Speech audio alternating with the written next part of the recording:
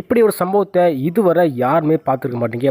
முக்கியமாக இப்படி ஒரு சம்பவம் இதுவரை எந்த ஒரு பிளேயருமே பண்ணது கிடையாது. இப்போ முதல் முறையாக நம்ம வைபவ் சூரியவன்சி இந்த ஒரு போட்டியின் மூலமாக ஒரு மிகப்பெரிய சாதனையை பண்ணியிருக்காரு. அதாவது ஒரே ஓவரில் இப்படி ஒரு நிகழ்வா அப்படின்னு கொஞ்சம் கூட யாருமே எதிர்பார்க்கல. முக்கியமாக சொல்லப்போனால் ஒரே ஓவரில் 9 சிக்ஸர் அடிச்சிருக்காரு. அது எப்படிடா ஒரே ஓவரில் 9 சிக்ஸ் அடிக்க முடியும் அப்படின்னு கேட்டிங்கன்னா, ஒரு ஓவருக்கு 6 பால் தானே, அப்புறம் எப்படி 9 சிக்ஸ் அடிக்க முடியும் அப்படின்னு கேட்டிங்கன்னா, ரஷீத் கான் போட்ட பந்து வீச்சில் ஒரு மிகப்பெரிய ஒரு தவறால் இப்போ 9 சிக்ஸர் அடித்து உலகத்திலே முதல் முறையாக ஒரே ஓவரில் 9 சிக்ஸ் அடித்த பிளேயர் நம்மளோட வைபவ் சூரியவன்சி தான் அப்படின்னு வேறு ஒரு பட்டத்தை வாங்கியிருக்காருங்க. அது எப்படி நிகழ்ந்துச்சு, இந்த போட்டியில் என்ன சம்பவம் நடந்துச்சு அப்படின்ட்டு டீட்டெயில்ஸாக சுருக்கமாக பார்த்தலாம். வீடியோவை கொஞ்சம் கூட ஸ்கிப் பண்ணாமல் பாருங்கள். அதுக்கு முன்னாடி நம்ம சேனலுக்கு புதுசாக வந்திருந்தீங்க அப்படின்னா சப்ஸ்கிரைப் மட்டும் பண்ணிக்கோங்க. அப்படி பண்ணுறீங்க அப்படின்னா பக்கத்தில் இருக்க பெல்லை அனுடன் கொண்டு வரும். நிறைய பேர் சப்ஸ்கிரைப் பண்ணால் பார்த்துட்டீங்க, சப்ஸ்கிரைப் பண்ணிட்டு பாருங்கள். நிறைய பேர் லைக் பண்ணால் பார்த்துட்டீங்க, லைக் பண்ணிட்டு பாருங்கள். நீங்கள் பண்ணுற ஒவ்வொரு லைக்கும் எனக்கு மிகப்பெரிய மோட்டிவேஷன். ஸோ லைக் பண்ணிட்டு பாருங்கள். கொஞ்சம் கூட ஈவே இருக்குமே இல்லாமல் வைபவ் சூரியவன்சி இருக்கார் இல்லையா, ஆப்கானிஸ்தான் டீமை புரட்டி போட்டிருக்காரு. ஒரு கட்டத்தில் நீ பெவிலியன் திரும்பி போ அப்படிங்கிற மாதிரி, நாங்கள் பந்தே போட முடியாது அப்படிங்கிற மாதிரி பார்த்தீங்கன்னா ஆப்கானிஸ்தான் பிளேயர்ஸ் பார்த்தீங்கன்னா வைபவ் சூரியவன்சி காலில் விளையாண்டாங்க. அந்த அளவு இன்றைக்கி தர்மடி அடிச்சிருக்காருங்க. கண்டிப்பாக இப்படி ஒரு சம்பவம், இப்படி ஒரு மோசமான சம்பவத்தை நம்ம ரஷீத் கான் பண்ணுவார் அப்படின்ட்டு கொஞ்சம் கூட எதிர்பார்க்கல. அதாவது அவர் போட்ட பந்து வீச்சிலேயே இதுதான் மோசமான பந்து வீச்சு அப்படின்ட்டு வேர்ல்டு கிரிக்கெட்லேயே இப்போ பதிவாயிருக்கு. முக்கியமாக வேர்ல்டு ஹிஸ்ட்ரியிலே, கிரிக்கெட் ஹிஸ்ட்ரியிலேயே இப்படி ஒரு மோசமான ஓவர் போட்ட பிளேயர் யாருமே கிடையாது அப்படின்னு ஒரு மோசமான சாதனையை நம்மளோட ரஷீத் கான் பண்ணியிருக்காருங்க.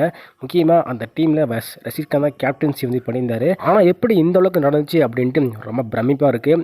அந்த அளவுக்கு வைபவ் சூரியவன்சி ஒரு உதிரதாண்டம் ஆயிருக்காரு.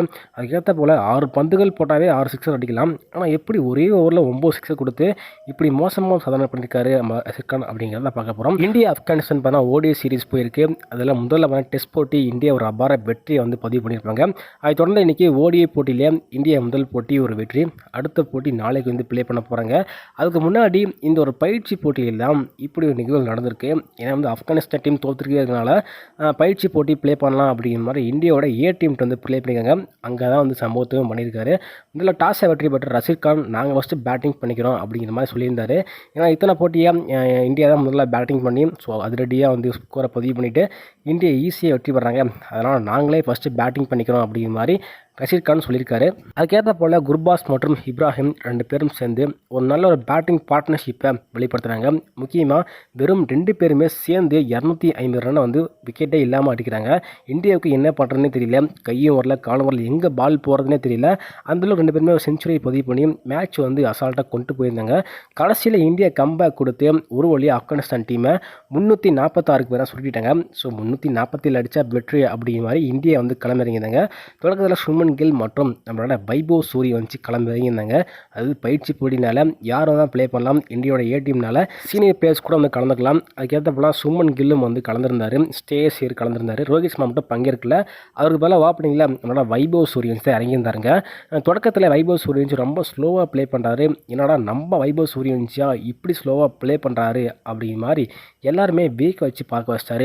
அதுக்கப்புறம் தான் வைபவ் சூரியவன்சி என்ன நினச்சாருன்னு தெரில, ரஷீத் கானோட முதல் ஓவர்லேயே ஒரு தரமான சம்பவத்தை பண்ணியிருக்காரு. கரெக்டாக சொல்லப்போனால் 12வது ஓவர் பார்த்தா ரஷீத் கான் பவுலிங் போட வராரு. கரெக்டாக பவர் பிளேயில் முடிஞ்ச கையோடு அதுக்கடுத்த ஓவர் பார்த்தா 12வது ஓவர் ரஷீத் கான் பால் எடுத்துகிட்டு வராரு. ஏன்னா விக்கெட்டை விழுவில் இந்தியா ஸ்லோவாகவும் ப்ளே பண்ணுறாங்க, ரன்னு பெருசாக வரல. அதனால் பொறுமையாக மேட்சை கொண்டு போகலாம் அப்படிங்கிற மாதிரி விக்கெட் எடுக்கலாம் அப்படிங்கிற மாதிரி ரஷீத் கான் நானே பவுலிங் போடுறேன் அப்படிங்கிற மாதிரி வராரு.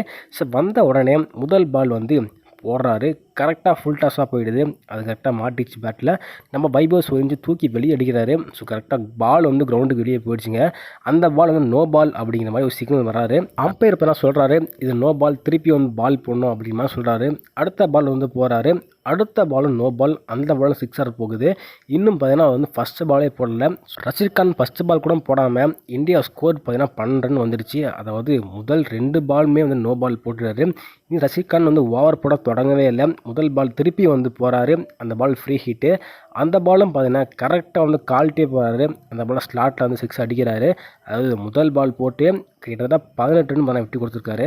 இன்னும் 5 பந்துகள் பாக்கி இருக்குது. அந்த ஓவரில் என்ன பண்ண போகிறாரு, ஆல்ரெடி முதல் பந்துகளே 18 ரன் போயிடுச்சு. அதுக்கப்புறம் என்ன வைபவ் சூரியவன்சி பண்ண காத்திருக்காரு.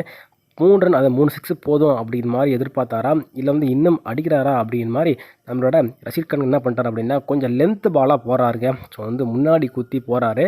போட்டோடனே அந்த பாலும் கரெக்டாக உடம்புக்கிட்ட வருது. அந்த பாலும் தூக்கி சிக்ஸர் அடிக்கிறாரு. அந்த பால் சிக்ஸர் போயிருந்தாலும் அந்த பால் நோ பால் அப்படிங்கிற ஒரு கால் வருது. எப்படி கரெக்டாக கால் வந்து உள்ளே வச்சு போகிறாரு. கரெக்டாக தான் பால் போட்டார். அப்புறம் எப்படி நோ பால் கொடுக்குறாங்க அப்படின்னு பார்த்தா, ஸோ பிளேயர்ஸ் பார்த்தீங்கன்னா வந்து அவருக்கு பால் போடும்போது ஏதாவது அக்சிவ் இருந்துச்சோ இல்லை வந்து ஏதோ பண்ணாவோ பார்த்தீங்கன்னா அந்த பால் நோ பால் ஆயிரும். அந்த பால் சிக்ஸர் தான் கணக்கு வைப்பாங்க. அந்த பால் பார்த்தா சிக்ஸு போகுது. திருப்பியும் பார்த்தீங்கன்னா முதல் பந்தில் 24 ரன் விட்டு கொடுத்துருக்காரு. இன்னும் அந்த ஓவரில் 5 பந்துகள் இருக்குது. அந்த 5 பந்துமே சிக்ஸ் அடித்து ஒரு மிகப்பெரிய ஒரு சாதனை பார்த்தீங்கன்னா பண்ணியிருக்காருங்க. கண்டிப்பாக இப்படி ஒரு மோசமான ஒரு ஓவரை ரஷீத் கான் போட்டு பார்த்ததே கிடையாது. வேர்ல்டு ஹிஸ்ட்ரியில் வந்து பதிவாயிருக்கு. பாமா போட்டியிலே, அதாவது பயிற்சி போட்டியிலே இந்த அளவுக்கு பார்த்தீங்கன்னா ஒரு சம்பவத்தை பண்ணியிருக்காருங்க. ஆனால் மெயின் போட்டியில் பார்த்தீங்கன்னா வைபவ் சூரியவன்ஷி இருக்க மாட்டார். அந்த ஒரு தைரியம் தான் ரஷீத் கானுக்கு இருக்குது. ஏன்னா வைபவ் சூரியவன்ஷி இப்போதைக்கு சும்மா பயிற்சி போட்டி, இந்த பாமா போட்டி இந்தியாவோட ஏ டீமுக்கு தான் ப்ளே பண்ணிக்கிட்டு இருக்காரு. அப்பப்போ பார்த்தீங்கன்னா அந்த பயிற்சி போட்டி வந்து ப்ளே பண்ணுவார். மெயின் போட்டியில் அவருக்கு வந்து வாய்ப்பு கிடைக்கல. ரோஹித் சர்மா தான் ப்ளே பண்ணுவார்.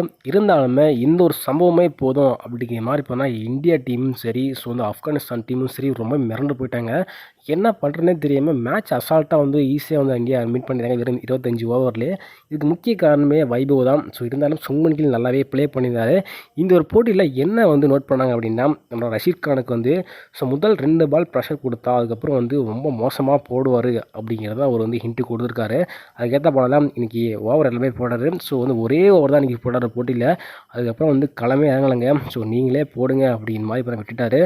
முதல் ஓவரில் இப்படி ஒரு சம்பவத்தை பண்ணி கொடுத்துருக்காருங்க. சரி, நீங்கள் சொல்லுங்கள், இந்த ஒரு போட்டியில் வைபவ் சூரியன் தரமான சம்பவம் பண்ணியிருக்காரு. மெயின் போட்டியில் இறக்கி விட்டால் இன்னும் என்ன பண்ணுவார் அப்படிங்கிறத கருத்துக்களில் போட்டுவிடுங்க.